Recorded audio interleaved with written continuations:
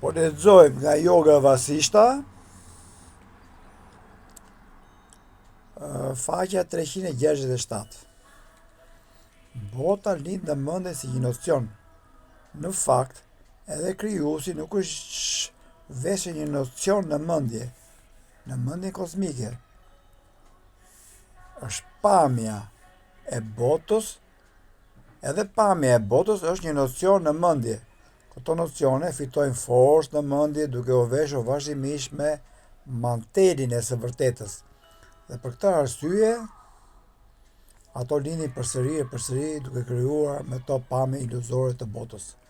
Nëse një njeri kërkon me vendosmëri burimin e nocioneve, ai realizon vetëdijen. Përndryshe, ai përjeton pamjen iluzore të botës përsëri si të vërtetë. Sepse duke u marrë vazhdimisht me nocione të tilla si kjo është ajo, kjo është e imja dhe kjo është bota ime, nocione të tilla supozojnë të shfaqen në shfaqjen e substancës. Përreshmëria e botës është gjithashtu një iluzion. Në gjendjen e ëndrrës, ajo është në të vërtetë një moment i shkurtër. Përjetohet nga ndrimtari si një jetë e tërë. Një mirazh, shihet vetëm një ujë iluzor dhe jo substrati. Megjithatë, në një gjendje ignorance, dikush e vetëm pamjen e botës iluzore, por jo substratin, realen. Megjithatë, kur dikush e ka hequr qafe atë ignorancë, pamja iluzore zhduket. Edhe njeriu që normalisht nënshtrohet frikës nuk ka frikë nga një tigër imagjinar. Njeriu i mençur që e di se kjo botë nuk është gjë tjetër veçse një nocion ose imagjinat, nuk ka frikë nga asgjë. Kur dikush e di se bota nuk është gjë tjetër veçse pamja e vetes, nga kush duhet të ketë frikë? Kur vizioni i dikujt pastrohet nga kërkimi, kuptimi i tij i mashtruar në lidhje me botën zhduket. Edhe nëpërmjet perceptimit dhe kuptimit të qartë që natyra e dikujt pastrohet dhe pastaj ajo nuk bëhet përsëri e papastër. Çfarë është ky kuptim i saktë? Do të thotë të kuptosh se kjo botë nuk është gjë tjetër veçse pasqyrim. Dhe për këtë arsye, shfaqje i vetëdijes së pastër dhe kështu nuk është as reale dhe as jo reale. Lindja, vdekja, qielli, njohuria dhe ignoranca janë të gjitha pasqyrime të vetëdijes. Unë, ti, 10 drejtimet dhe gjithë kjo jemi vetëdija. I tillë është të kuptuar dhe duhur. Kur ka të kuptuar e duhur, mendja nuk lind dhe as nuk perëndon, por arrin paqen supreme. Ajo nuk kënaqet me lavdërime dhe qortime, me ngazëllim dhe depresion, por është gjithnjë e qetë dhe prehet në të vërtetë. Vasishta vazhdon. Kur dikush e kupton se vdekja është e pashmangshme për të gjithë, pse do të vajtoj për vdekjen e të afërme ose për të afërmimin e fundit të vet? Kur dikush e kupton se të gjithë ndonjëherë janë të begatë dhe në raste të tjera, jo, pse do të gëzohet apo të dëshpërohet? Kur dikush e sheh se qenet e gjalla shfaqen dhe zhduken si varë në sipërfaqen e vetëdijes, ku qëndron shkaku trishtimit? Ajo që është e vërtet, është gjithmonë e vërtet. Ajo që ekziston gjithmonë ekziston, nuk zhduket. Dhe ajo që është jo reale, është gjithmonë jo reale. Ku është shkaku trishtimit këtu? Unë nuk është, nuk kishe dhe nuk do të jetë kur. Egoja pra. Trupi është ngritur nga një iluzion misterioz dhe duket se ekziston. Ku është shkaku i pikëllimit? Kur ka një kuptim të drejtë të së vërtetës se edhe nëse trupi është real, unë është i ndryshëm nga pra unë, vetja, pra shpirti, vetëdia, është i ndryshëm nga ai trupi pra. dhe se unë është vetëm pasqyrimi vetëdijes së pafundme.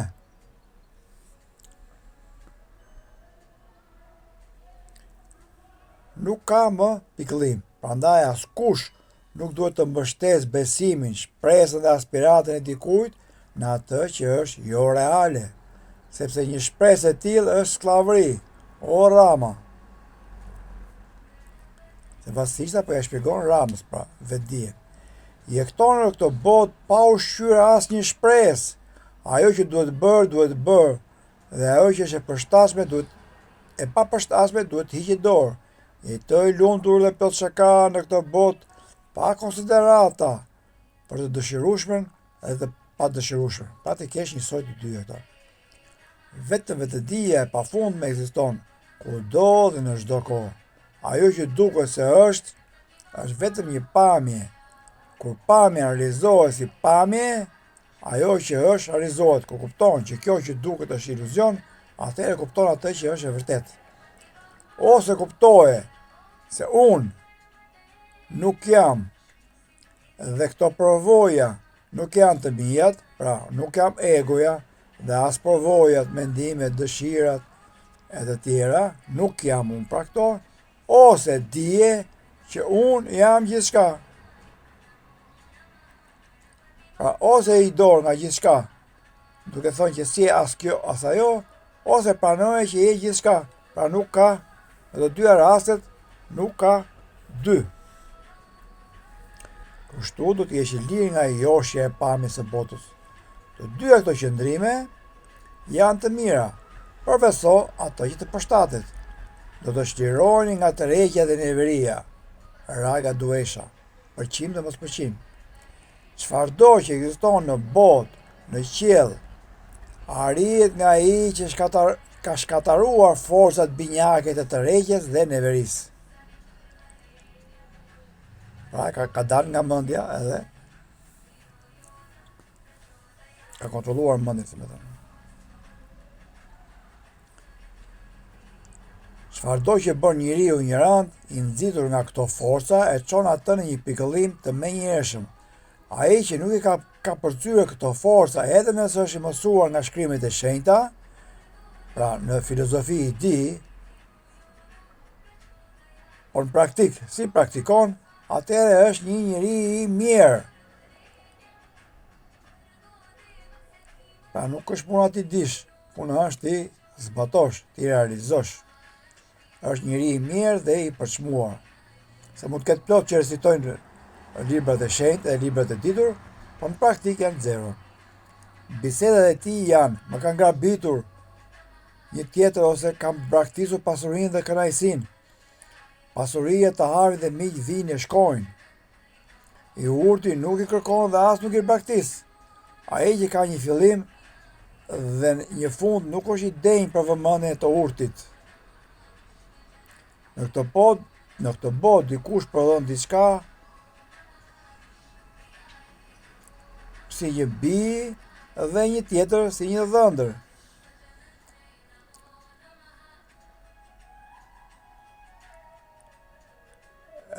Kush mashtrohet nga kjo? O Rama, për zgjimin tënd shpirtëror unë deklaroj vazhdimisht. Kjo pamje e botës është një ëndër e gjatë. Zgjohu nga ëndra, nga gjumi. Shiko veten që shkëlqen si diell. Vërtet je i zgjuar nga ky shi fjalësh nektarine. Nuk ke të bësh fare me lindjen, pikëllimin, mëkatin dhe mashtrimin. Braktisi këto gjithë këto nocione dhe pusho në vetvete.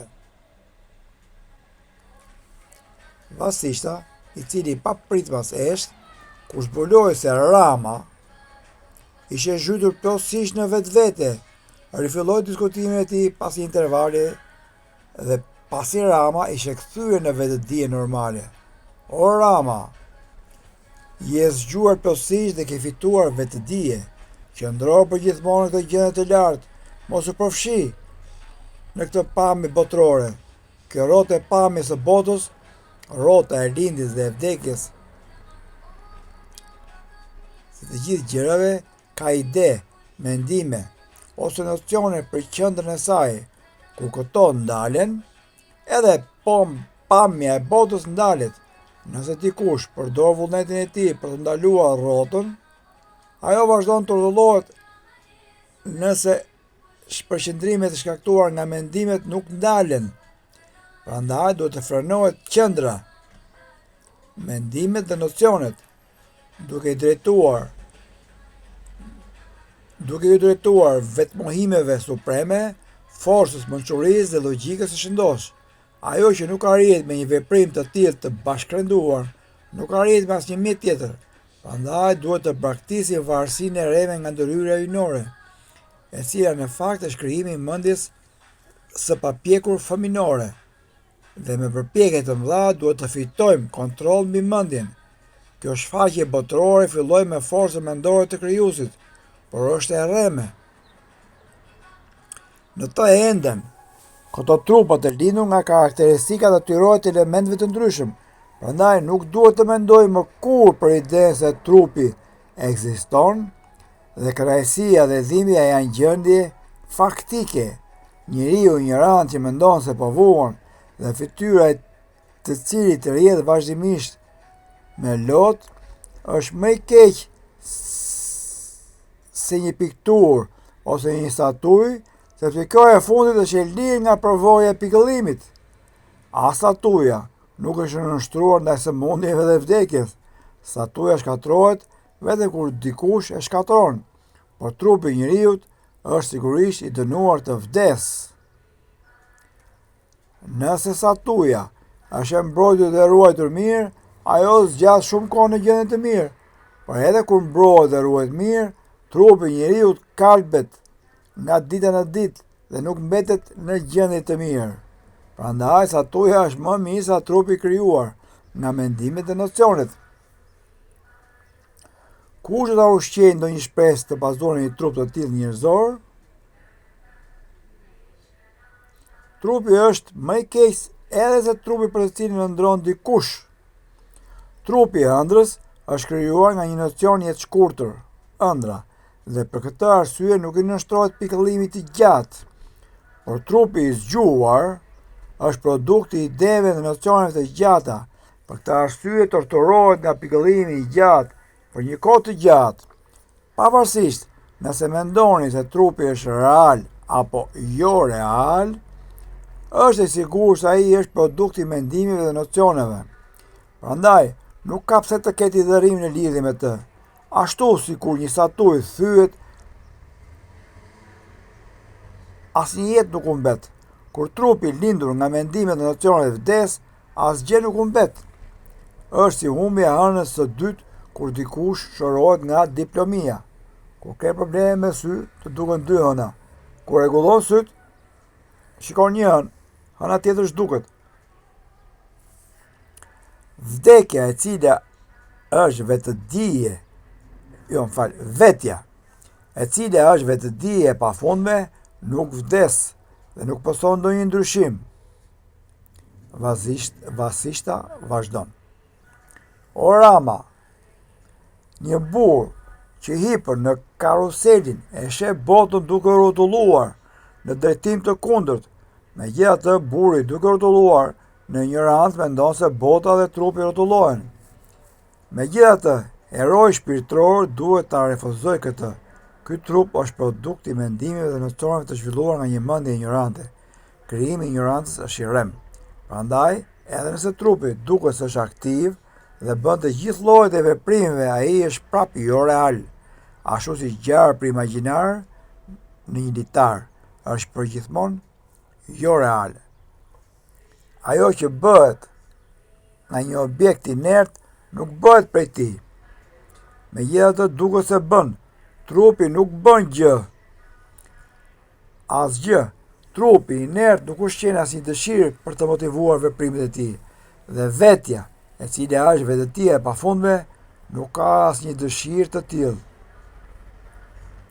Prandaj, në të vërtetë, nuk ka asnjë bërës veprimi, por vetëm inteligjencë dëshmimtare, ashtu si një llam në një vend pa erë shkëlqen spontanisht dhe natyrshëm duke qenë një llam, kështu duhet të mbetet vetvetja në të gjithë kushtet, ashtu si dielli, duke pushuar gjithmonë në vetvete dhe në natyrën e tij thelbësore, angazhohet vazhdimisht në punët e ditës, dhe ju, duke pushuar në vetveten tuaj, angazhojeni në punët e gjendjes.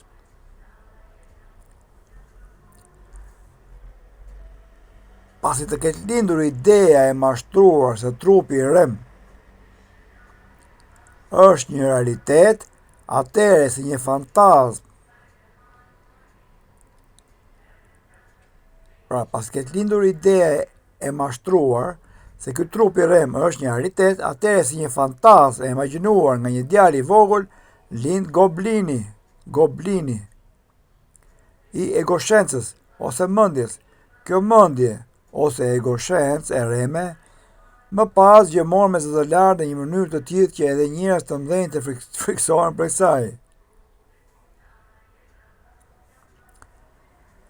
Të rriqen në meditim të thellë, ai që megjithatë vendos fantazmin e njohur si mendje ose ego gjendjen në trup, banon pa frikë në boshllëkun e njohur si botë.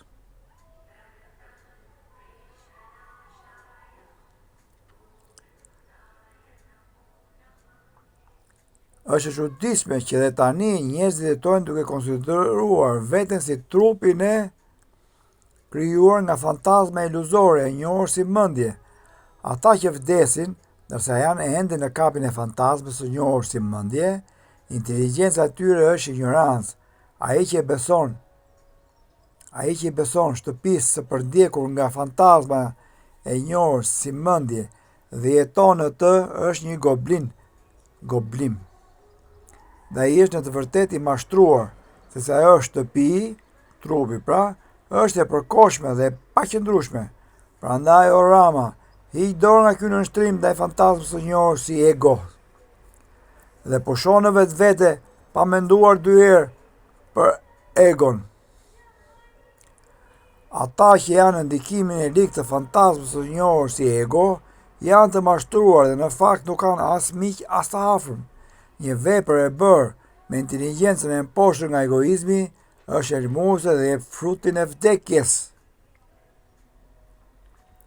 Budallai që është i privruar nga mençuria dhe guximi që është i lidhur me egoizmin është tashmë i vdekur. Ai është si një dru zjarri gati për të hedhur në zjarrin e njohur si ferr. Lërni këtë fantazm të njohur si egoizmi të pushojë në trup ose të largohet prej tij. Mos e lini mendjen tuaj të shikojë atë, o Rama. Vasishta vazhdon. Kur egoizmi të zhvishet nga mbulesa e tij, injorohet dhe braktisur nga inteligjenca e zgjuar, ajo është e paaftë t'ju bëjë ndonjë dëm. Vetja është vetëdije e pafundme. Edhe nëse egoshqisa banon në këtë trup, si ndikohet vetja? O Rama, është e pamundur të katalogosh fatkeqësinë që e vizitojnë dikë që është në ndikimin e mendjes, të egos, të gjithë të qarë dhe vajtime, mirërisht jam i vdekur, mirërisht po digjem, që dëgjon dikush në këtë botë, e gjithë kjo nuk është gjë tjetër veç lojë e egos. Megjithatë, edhe pse hapësira gjithëpërfshirëse nuk ndotet nga asgjë, vetja është e kundëndodhur, nuk ndikohet nga egoshqisa. Çfarëdo që bën një njeri me trupin, në të vërtetë bëhet nga egoshqisa, me ndihmën e frenave të njohur si thisi dhe nxjerrje të frymarrjes, pranës. Vetja konsiderohet në mënyrë indirekte si shkaku i të gjithë këtyre. Edhe pse hapësira është në mënyrë indirekte përgjegjëse për rritjen e bimëve, për aq sa ajo hapësirë nuk e pengon bimën të shtrihet në hapësirë. Ashtu si një llamp konsiderohet përgjegjëse për vizionin e një objekti, vetja konsiderohet përgjegjëse për veprimet e trupit dhe mendjes e të tjera, të cilat funksionojnë në dritën e vetes. Përndryshe, nuk ka asnjë lidhje midis trupit inert dhe vetes së vetëdijshme. Vetëm për shkak të energjisë së vetë pranës, e cila vibron vazhdimisht duke krijuar agitacion kudo, mendja ngatrohet me veten. Ti je vetvetja, o Rama, jo mendja. Çfarë ke të bësh ti me mendjen? Braktis këtë iluzion. Mendja e goblinit që banon në tryp nuk ka të bëj fare me veten. Megjithatë ajo është në heshtje supozon, unë jam vetvetja. Ky është shkaku i lindjes dhe i vdekjes. Ky supozim të heq guximin. Hiq dorë nga kjo fantazmë, o Rama, dhe qëndroj i vendosur, as shkrimet e shenjta, as të afërmit, madje as gurut, apo perceptorët nuk mund të mbrojnë njeriu që shpellësisht i mposhtur nga fantazma e njohur si mendja.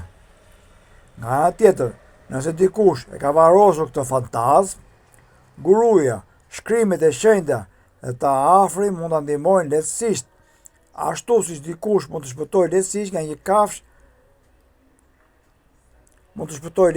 kafshë nga një pellk me baltë. Ata që e ka varrosur këtë fantazmë janë njerëz të mirë që i bën një farë shërbimi kësaj bote. Prandaj duhet të ngrihesh nga kjo ignorancë, duke varrosur këtë fantazmë të njohur si egoizëm. O Rama, mos u hend në këtë pyll të ekzistencës toksore si një kafshë me veshje njerëzore. Mos u zhyt në këtë barkë të njohur si marrëdhënie familjare për hir të këtij trupi të përkohshëm. Trupi lind nga dikush, mbrohet nga egoja dhe në të lumturia dhe dherimi përjetor nga dikush tjetër. Kjo është me vërtet një mister i madh, ashtu si natyra thelbësore e një tenxhereje. Dhe ajo e një copë rrobe nuk janë të ndryshme, ashtu dhe natyra thelbësore e mendjes dhe ajo e vetdijes së pafundme nuk janë të ndryshme. Në lidhje me këtë do i rrëfej mësimin që më është dhënë nga Zoti Shiva. Vizioni zbuloi se mësimdhënia do të shkatërrojë dhe mashtrim më të madh. Faqja 366. Përshkrimi i Zotit Vasishta vazhdon. Ati është vendbanimi i Zotit Shiva, i njohur si Kalesha, se shqiptoj mirë të Kalesha.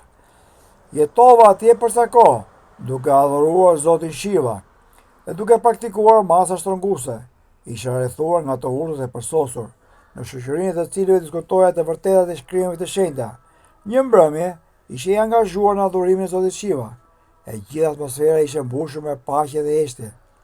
Në atë pyll errësira ishte aq e dëndur sa dukej sikur ishte mjaftueshëm aq e fortë sa mu ta prisje edhe me shpatë.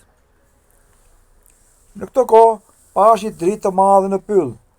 Me shikimin e jashtëm pas edhe dritë dhe në depërtimin tim u lumtova natyrën e saj. Pash se ishte vetë Zoti Shiva. Ai që po ecte duke mbajtur bashortin e tij Parvati me një dorë. Përpara tij ecte autometi i tij Nandi, duke i hapur rrugën Zotit. Ja bëra të njohur praninë hyjnore të dishepujve të mbledhur rreth meje dhe shkova drejt vendit ku ishte Zoti. E përshëndeta Zotin dhe i afrova adhurimin e dur. Qëndrova për një kohë të konsiderueshme duke ngulur syt në vizionin hyjnor. Zoti Shiva më tha pastaj: apo vazhdo në mënyrë të kënaqshme masa shtrënguese pas një pengesë? A ke arritur atë që është e denjë për të arritur dhe a kam pushuar frikat e tua të brendshme? Në përgjigje i thash, Zoti i lartë. Në përgjigje i thash Zotit, Zoti i lartë, ata që janë me fat, që janë të përkushtuar ndaj teje, nuk zgjejnë asgjë tjetër të vështirë për të arritur dhe nuk përjetojnë as pak frikë. Çdo njeri në botë përshëndetet dhe përulet para tyre që janë përkushtuar, dhe që ju kujtojnë vazhdimisht. Vetëm se ato janë vende, janë qytete, janë drejtime dhe male ku njerëzit që i përkushtohen vetëm dhe me gjithë zemër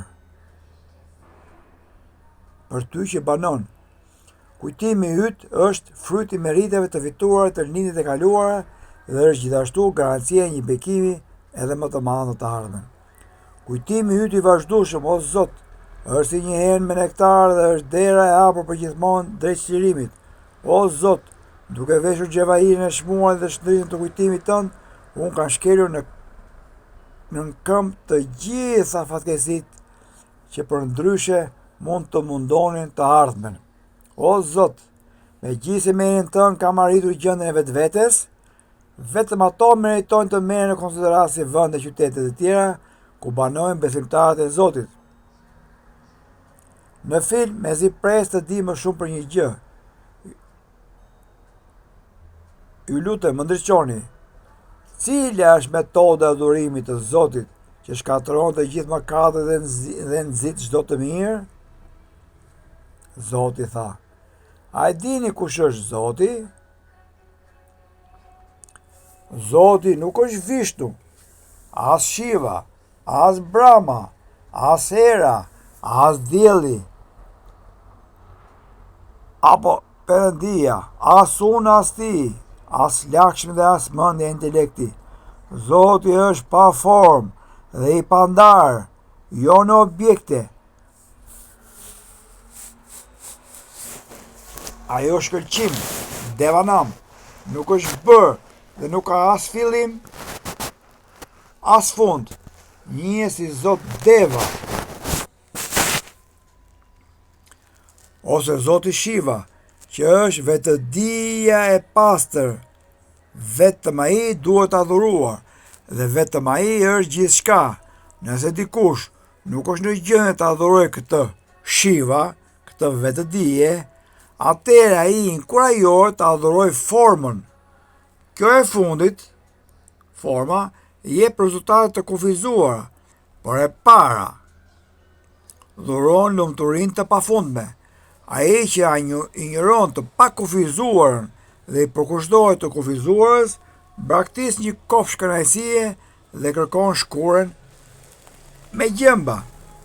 Megjithatë, të urët ndonjëherë adhurojnë një formë me shaka. Tani, për artikuj e përdorur në adhurim, mençuria, vetkontrolli dhe perceptimi i vetes në të gjithë qenet janë më të rëndësishme midis këtyre dy artikujve.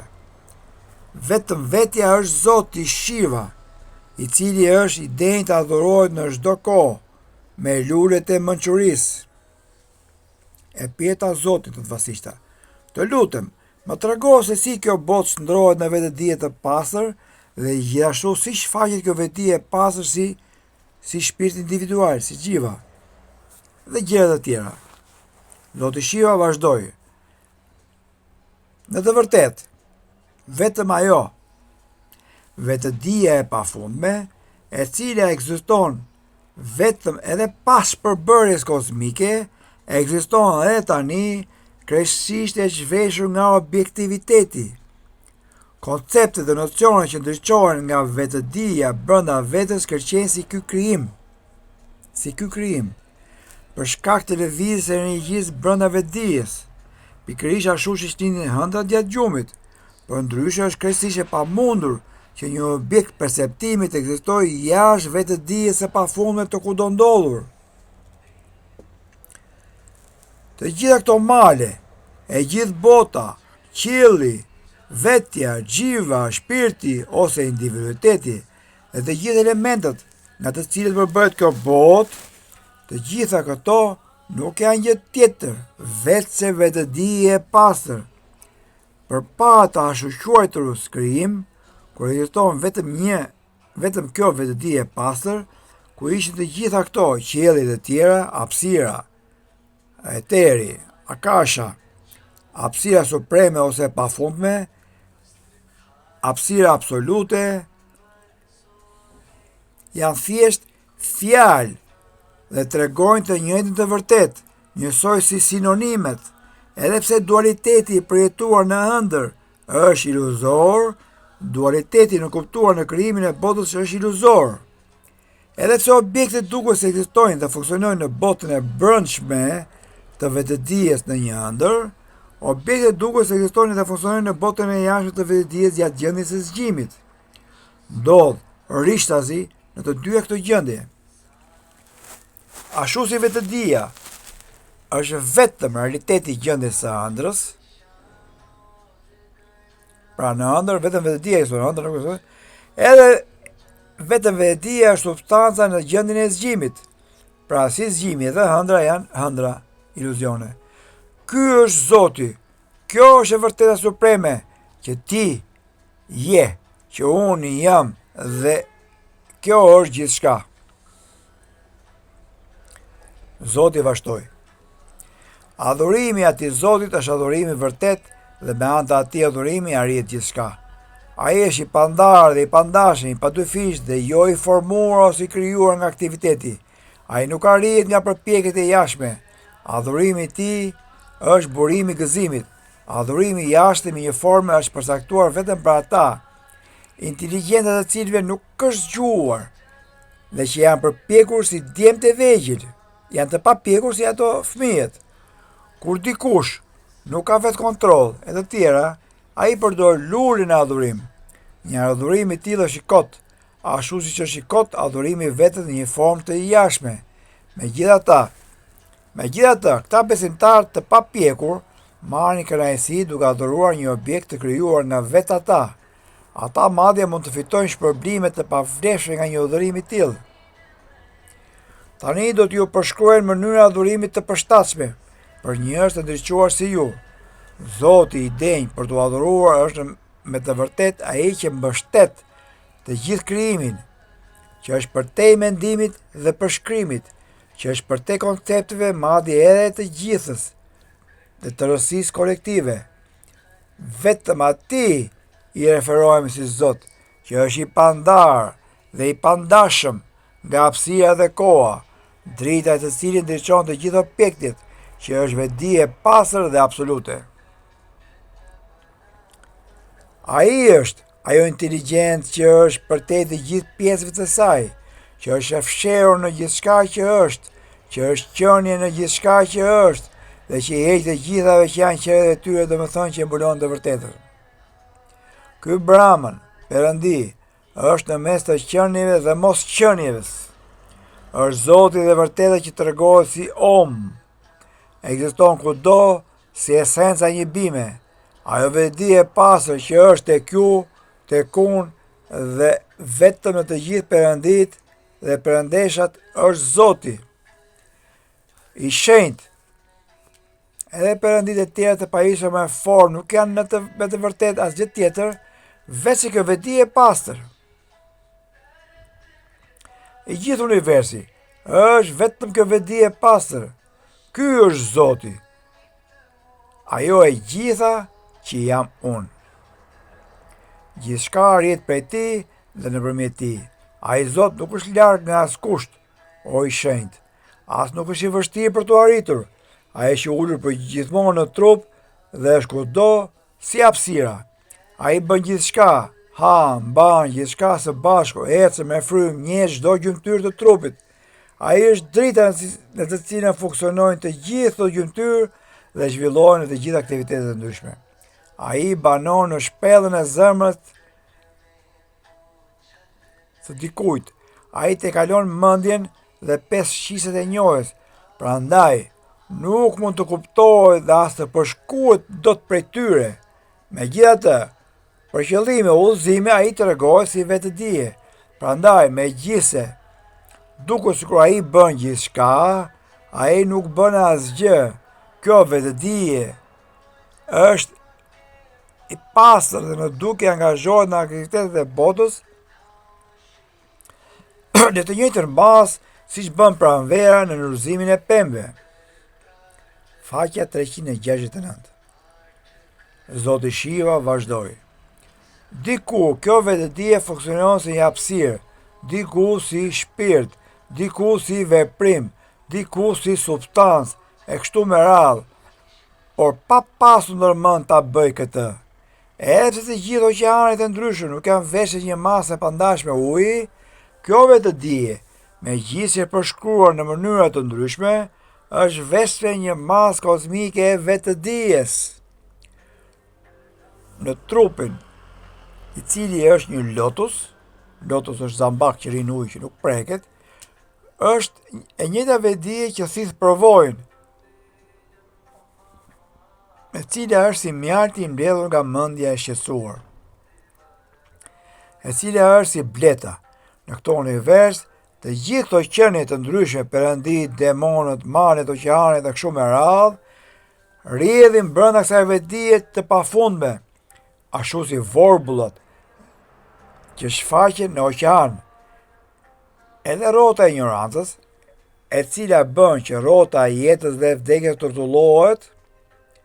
rrotullohet brenda kësaj vetdije kozmike, energjia e së cilës është në lëvizje të vazhdueshme.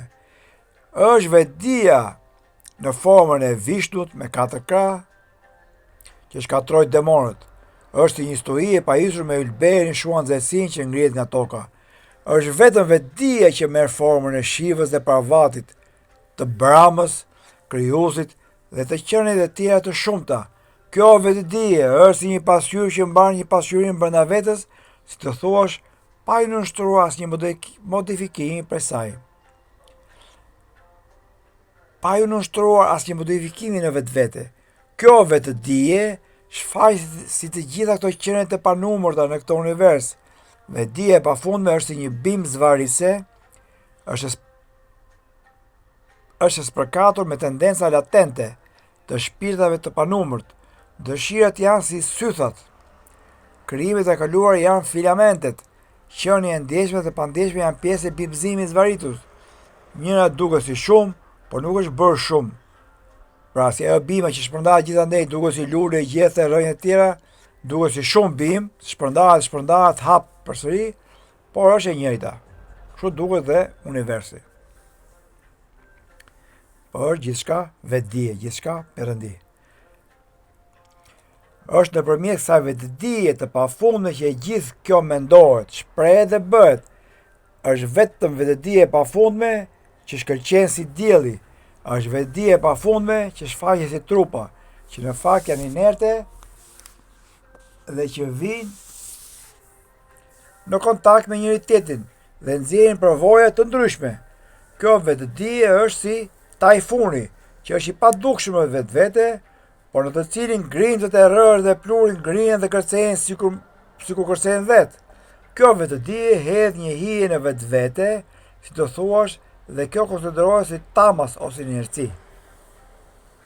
Në këtë trup, mendimet dhe nocionet gjenerojnë veprim në dritën e kësaj vetdije, sigurisht, por për këtë vetdije është një objekt që është menjëherë përpara vetes dhe nuk mund të përjetohet. Trupi nuk mund të funksionojë dhe as të ekzistojë përveç se për këtë vetdije. Pa vetdije trupi nuk ekziston, bëhet si trunk. Ajo rritet,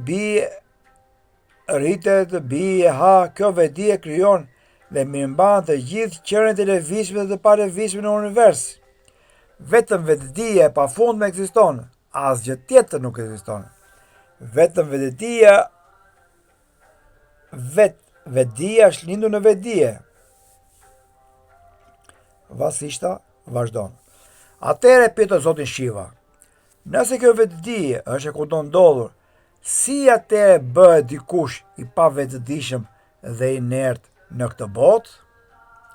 Si është e mundur që dikush është i pajisur me vetdije ta humbas vetdijen? Zoti e duartokiti pyetjen time dhe ju përgjigj. Vetdija e kundondodhur, e cila është gjithçka në të gjitha, ekziston dhe në këtë trup, si ajo që ndryshon dhe si ajo që nuk ndryshon dhe nuk modifikohet. Ashtu si një grua ndron veten të jetë një tjetër me një tjetër, si burri i saj në hëndër, e njëjta vetdije beson se është e një natyre tjetër. Ashtu si e njëjti njeri, kur është në ndikimin e një tërbimi të pakontrollueshëm, sillet krejtësisht ndryshe, edhe vetdija merr një aspekt tjetër dhe funksionon ndryshe. Me faza ajo bëhet e pandjeshme dhe inerte. Kështu vetdija bëhet objekti i vet, duke krijuar hapësirë dhe pastaj ajër dhe cilësitë e tyre përkase. Në të njëjtën kohë, ajo evoluon brenda vetes në kohë dhe hapësirë dhe bëhet një xhiva, një shpirt, e ndjekur nga intelekti dhe mendja e kufizuar, individualizuar.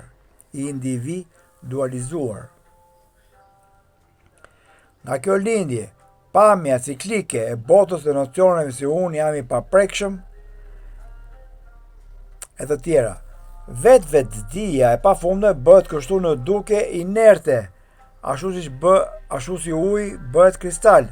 Më pas mendja mashtrohet, kënaqet me dëshira, bie prej epshit dhe zemërimit, përjeton begati dhe fatkesi, vuan në dhimbje dhe arrin dhe kënaqësi, kapet pas shpresës, duron vuajtje të tmerrshme dhe mbushet me përqime dhe mospërqime që e përjesojnë mashtrimin. Plotësisht e mashtruar i shkon në gabim, nga gabimi në gabim, nga ignoranca në ignorancë më të madhe. Në fëmijëri, kjo vedi e mashtruar është plotësisht e varur nga të tjerët. Në rini vrapon pas pasurisë dhe është e mbushur me shqetësime, në pleqëri zhytet në hidhërim dhe në vdekje, udhëhiqet nga karma e vet. Në përputhje me këtë karmë, ajo lind në qiell ose në ferë, në botën e përtejme ose në tokën e qenë njerëzore, apo në botën nën njerëzore, ose të pajetë, si gur, si bim. E njëjta vetdije që shfaqet si Vishnu, Shiva, Brahma dhe të tjerë, është e njëjta vetdije që funksionon si diell, si hënë, si erë, si faktor që shkaktojnë ndryshimin e stin ditë dhe natë. Është e njëjta vetdije që është forca jetësore në fara dhe karakteristikat e gjithë substancave materiale. Kjo vetdije, cila është kushtozuar nga vetkufizimi, ka frikë nga vetvetja. E tillë është dhe e vërteta në lidhje me vetdijen e xhivës, e shpirtit.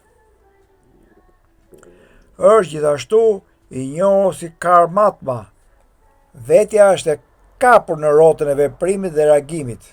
Faqja 371. Shikoni fuqinë e ignorancës dhe inercisë. Vetëm nga arresa e gjendjes së vetë të vërtet, vetëtia poson të lashe dhe pekëllime të mëdha dhe përjeton një rënie të mjerueshme. Zoti Shiva vazhdoi. Vetëdia mendon, ndjen ose imagjinon në mënyrë të rreme. Unë jam i palumtur, unë po vuaj.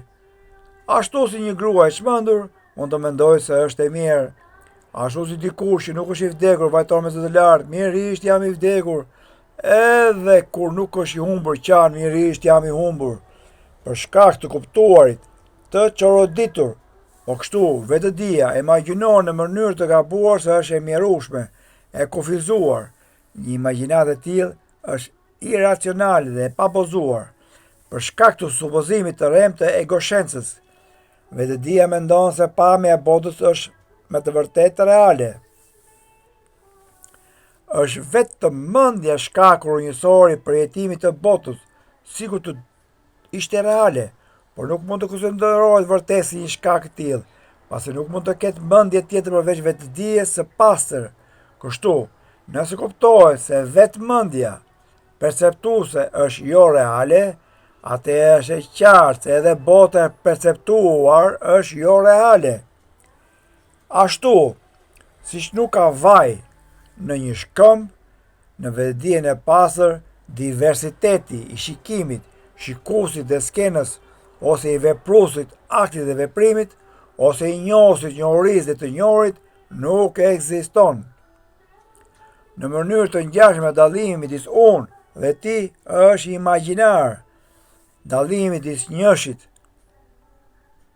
dhe shumë është verbal. Të gjitha këto nuk ekzistojnë fare, ashtu si errësira.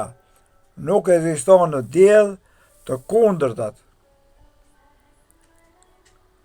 Si substancialiteti dhe jo substancialiteti, boshdoku dhe jo boshdoku janë thjesht koncepte. Me hetim, të gjithë këto zhduken dhe vetëm vetëdia e pastër e pandryshuar mbetet. Vetëdia nuk ndërshtohet vërtet në një modifikimi dhe as nuk bëhet e papastër. Papastërtia në vetvete është imagjinare. Imagjinata është papastërtia vet. Kur kjo realizohet, imagjinata braktiset dhe papastërtia pushon. Megjithatë, edhe tek ata që kanë kuptuar këtë, papastërtia lind nëse Imagjinata nuk refuzohet me vendosmëri.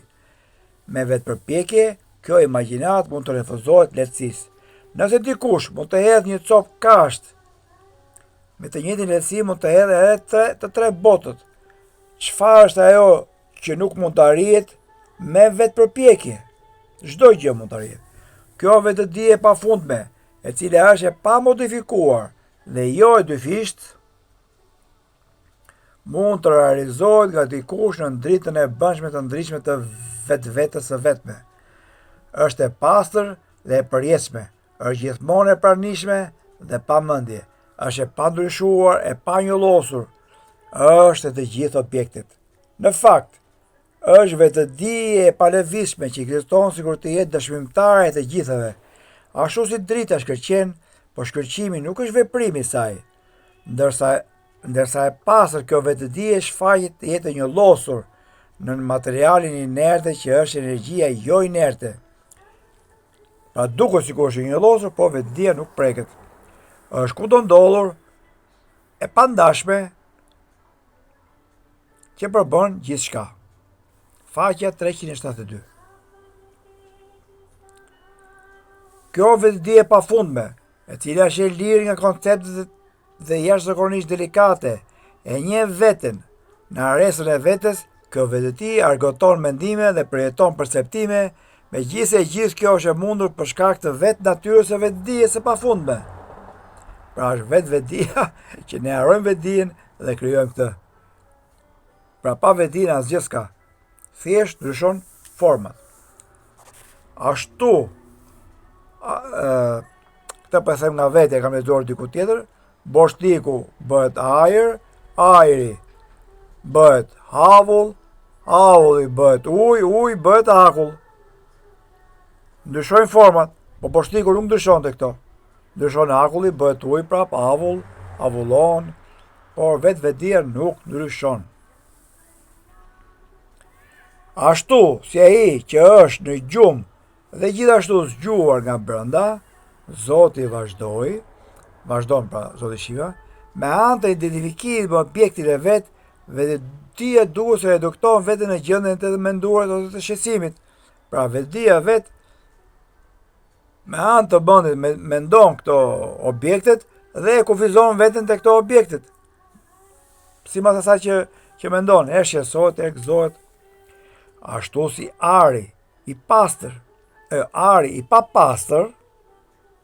floriri i papastër, duket si bakër derisa të pastrohet, ku shkëlqen si ar, nga arresa e vetes, nga ana e vetëdijes së pafundme lidh nocionin e universit. Por kjo jo realitet, por shoh kur ka vetëdije. Pra kur pastrohet nga mendja dhe nga këto, arrin natyrën e vetëdijen. Kur vetëdia bëhet e vetëdijshme për veten brenda vetes, lind egoja. Megjithatë, me pak lëvizje, kjo ego, e cila në të vërtetë nuk është gjë tjetër veç vetëdije, bie poshtë si një shkëmb që golliset poshtë malit. Megjithatë, edhe atëherë është vetëm vetëdija që është realiteti në të gjithë format dhe të gjithë përvojat. Lëvizja e arit jetësor sjell shikimin brenda dhe një objekt që është me sa duket jashtë. Lëvizja e arit jetësor sjell shikimin brenda dhe një objekt që është me sa duket jashtë. Por përjetimi i shikimit, vetë shikimi është vetëdija e pastër supreme. Ajri jetësor në duke inert, i cili është ndjesi prekse, bie në kontakt me objektin e tij dhe ekziston shisa e prekjes. Por vetëdija e ndjesisë së prekjes është përsëri vetëdije e pastër. Pra nuk ndryshon nga prekjet e ndryshme, prek atë, vetëdija njësoj është, thjesht informacioni vjen i ndryshëm.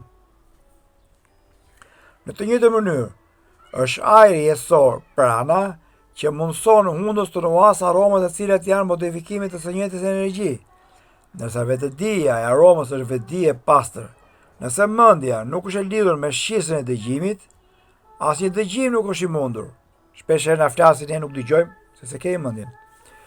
Përsëri, është vetëdia e pasër që është përvojë e dëgjimit, pra vetëdia mban mendjen. Është baza.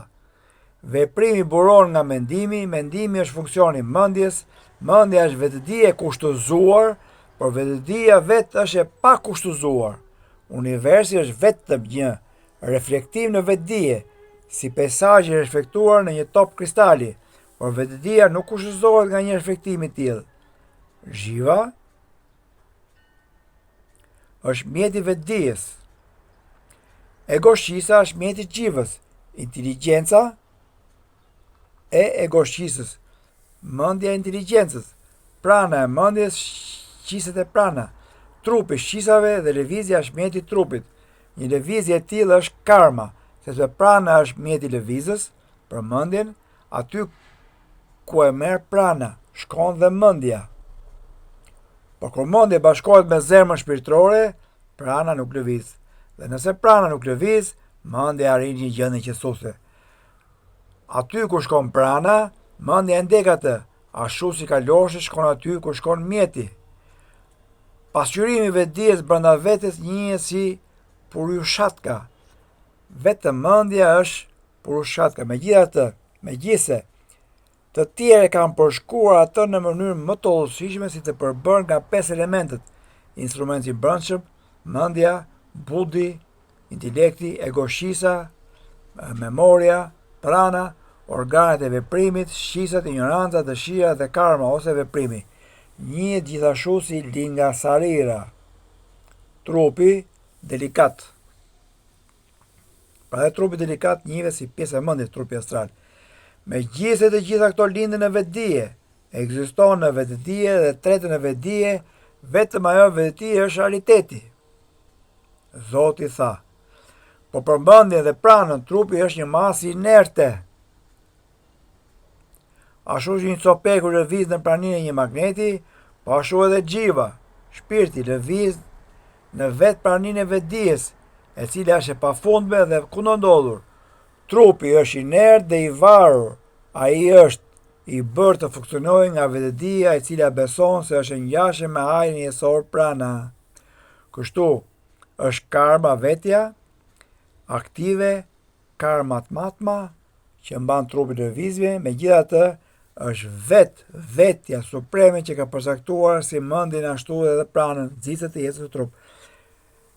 Pra, megjithse janë gjithë këto shpjegime, thot prap, megjithatë është vetja supreme që ka përcaktuar si mendjen, pra nga kjo vetja supreme dalin të gjitha këto, ashtu dhe pranën, nxitës të trupit. Është vetëdia duke marrë inercinë e cila hipër mbi mendjen si xhiva, pasi të vendoset si kufizim, atëherë vijnë dhe pasojat e tjera. Pra vetëm kur vendoset ky kufizim, kufizohet me trupin, vijnë pasojat e tjera. Ato janë sëmundjet fizike dhe mendore. Kjo është si ato valet që fillimisht ngrihen në sipërfaqe e oqeanit dhe pastaj krijojnë valëzime e kështu me radhë. Pra, harrojnë që janë vetëdia, lidhen me trupin, fillojnë problemet. Vetëdia si xhiva, si shpirt, bëhet e varur duke praktikisur vetëdijen si vetëdije. Pra shkëputet andej vala nga oqeani dhe thahet dhe vuan. Duke punuar në një nivel të trash ignorance, është marrëzisht e paaft të njohësh dëmin që i ka sjell vetes. Ashtu si një pianec që mban një shpatë prek dhe pret këmbën e tij, megjithatë edhe pse pianeci mund të bëhet shpejt i kthjellët, kjo vetëdije mund të rfitojë shpejt vetëdijen. Kur mendja zhvishet nga mbështetja e saj, ajo mbetet vetëm në vetvete.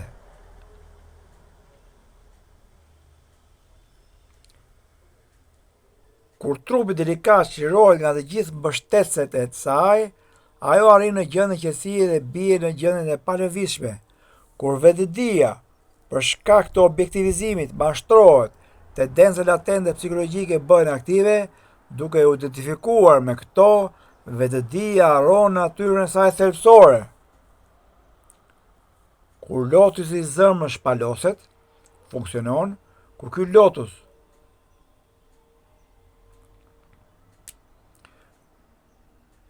kur hapet pra lotusi i zemrës, çakra e zemrës, funksionon dhe kuptohet kjo. Kur ky lotus mlidhet pra paloset, pushon së funksionuari. Për sa kohë që funksionon në trupi jeton. Kur pushon së funksionuari, trupi vdes. Ky pushim mund të shkaktohet nga një formë konflikti të brendshëm midis papastërtive dhe zgjimit të brendshëm.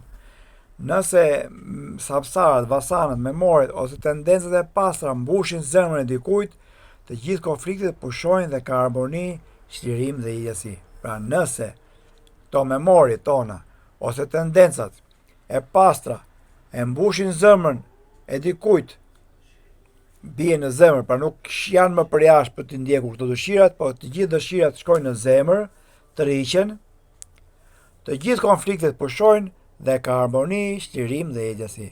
Për ndryshe, kur kjo çakër pushon së funksionuari, trupi vdes dhe trupi delikat zgjedh një tjetër të përshtatshëm për të përmbushur të fsherun memorit dëshirat e veta. Për shkak të këtyre vasanave, memorive, krijojnë lidhje të reja me trupin e ri delikat, duke harruar natyrën e tij si vetdije e pastër. Megjithatë, meqense vetdia është e pafundme dhe kudo ndodhur, mendja që hipën mbi këtë. Ende kudo, trupat merren dhe praktisen nga shpirti, ashtu si pemët që nxjerrin gjëra të reja dhe hedhin të vjetrat. Të mençurit nuk i vënë ndonjë rëndësi të madhe këtyre ndryshimeve. Në përgjigje të pyetjes së vasishtës, në vetdijen e pafundme, si lind dualiteti dhe si ndodh ky dualitet i cili shforcuar nga epoka konfirmimit të pushoj, Zoti Shiva vazhdon. Meqense vetëm ajo vetdije ku ndodhet dhe pafundme është e pranishme në çdo kohë, diversiteti, dualiteti është absurd dhe i pamundur. Koncepti i njëshit lind kur ku është koncepti i dyshit dhe anasjeltës. Sa lind uni, lind edhe tjetri. Kur diversiteti realizohet si vetdije, diversiteti është edhe ai.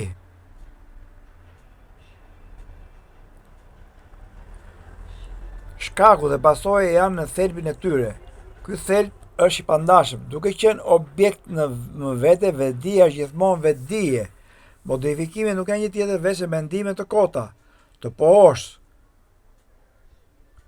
se ka val mbi oqeanin. Pra duke harruar që oqeani vetë është vala, është të thuash malet e bëra nga uji notojnë me sipërfaqen e oqeanit. Pra është iluzion. A janë valët jashtë oqeanit? Jo. Vetëm vetdia është dhe kjo. Kjo, ajo dhe në mes faktori që percepton modifikimin, është vetdije vetëm e pafundme që njihet në mënyrë të ndryrë si Brahman, e vërteta Zoti Shiva. Pra fillon e mbaron Yoga Vasishta, thotë që vetëm një është, nuk ka dy. Pra,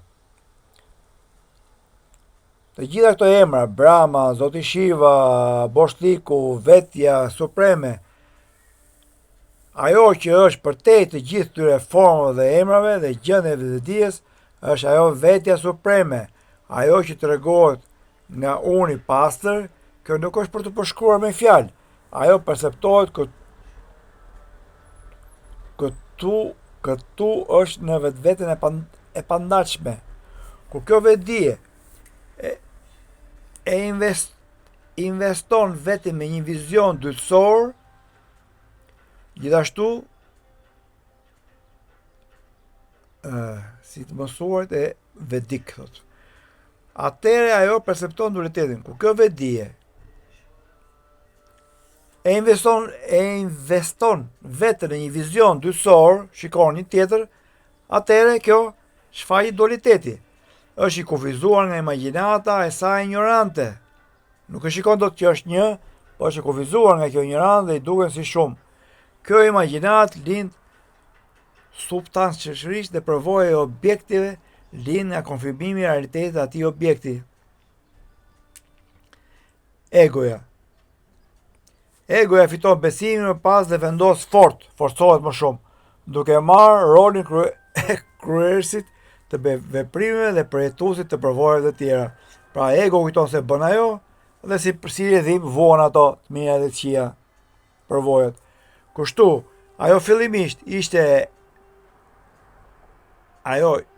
që ajo fillimisht ishte rasti e rastishme, shpesh bëhet një fakt i vërtetuar, pasi që kemi thënë, kur luan një rol, të duket roli pastaj sigurisht me vërtet dhe fillon nga roli në rol dhe harron që kush je.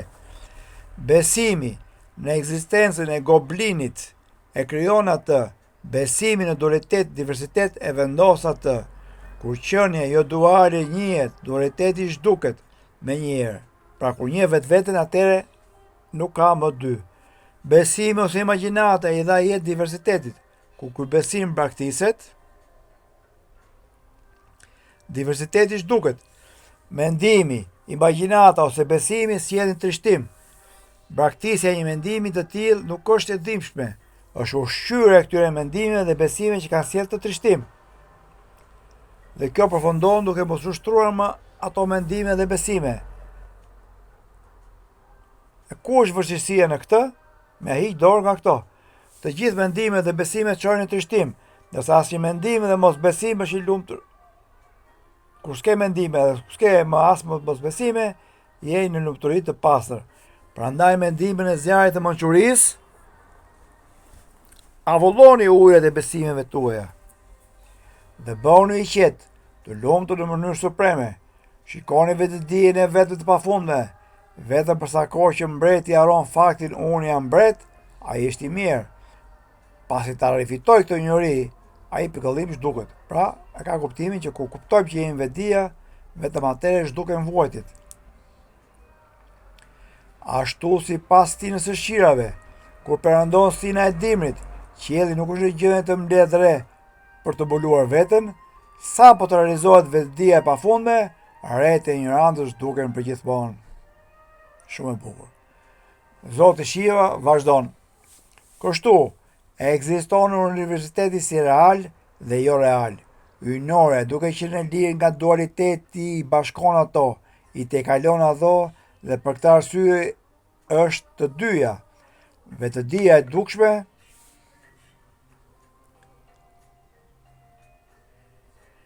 është universi. Vetëdia e dukshme është universi. Dhe universi pa manifestuar është vetëdia. Duke ushtruar një den, unë jam ky, vetëdia kufizohet nga kjo njeri, pra që kupton që nuk është më ky kufizim, ajo shlirohet. Objektivizimi ose konceptualizimi çon në arrest të vetvetes. Megjithatë, edhe në gjendjen e diversitetit dhe aktivitetit, vetëdia është vërtet e pandarë. Pra edhe kur të duken shumë ty, ashtu duket se ajo nuk ndahet. Sepse vetëm ai Brahman, i jashtëzakonisht paqësor, manifestohet në mënyrë të dukshme si univers, përmes instrumentalitetit të mendjes dhe tre mënyrat të saj, sattva, rajas dhe tamas, ose zgjimi, ëndrrimi dhe gjumi. Megjithatë, kur mendja shkatërohet nga mendja, veli çajet dhe vërteta gjoglerisë botërore të majës shikohet. Nocioni pamjes së botës dhe ekzistencës një gjiva shkatërrohen. Mendja atëherë është e qartë, pasi ka hequr dorë nga ringjallja e përsëritur nocionet të perceptimit dhe objektiv. Kjo gjendje njihet si pasjanti, pastaj mendja që është e pastër braktis krijimin e imazheve të objekteve. Ajorin në gjendje gjumi të thellë ose vetdije të homogenitetit, duke shkuar kështu përtej mundësisë së lidhjes dhe vdekjes përsëri. Prehet në paqe supreme. Kjo është gjendja e parë. Tani dëgjoj gjendjen e dytë. Vetdia pa mendje është tërësisht dritë, e lirë nga errësira dhe e bukur si hapësira. Vetdia e pafund shlirohet plotësisht nga çdo modifikim ose dualitet dhe mbetet sikur në gjumë të thellë, ose si një figurë në një mermer të paprerë. Braktisë dhe faktorët e kohës dhe hapësirës dhe tejkalon si inercinë ashtu edhe lëvizjen. Mbetet si qenie e pastër përtej shprehjes. Ajo tejkalon tre gjendjet e vetdijes dhe mbetet si gjendja e katërt ose gjendja e vetdijes së pandarë të pafundme. Tani, kjo gjendja e tretë, Kjo është përteja saj quhet Brahman. Vetja, ose ndonjëherë quhet Turja. Përtej gjendjes së katërt ose Turia është supreme dhe përfundimtare. Nuk i nënshtrohet përshkrimit sepse është përtej praktika që përshkruajnë dhe ndërmarrin. Pra as mendja as shqisat nuk e përshkruajnë dot. Këtu e mbyllim, faqja 382 mbaron. Nga sigurisht vazhdon prap, ka 750 faqe, po këtu mbaron 1 orë e 10 minuta gati që po lexoj. Faleminderit, Zoti ju ndërqoftë të gjithëve. Amin, amin, amin.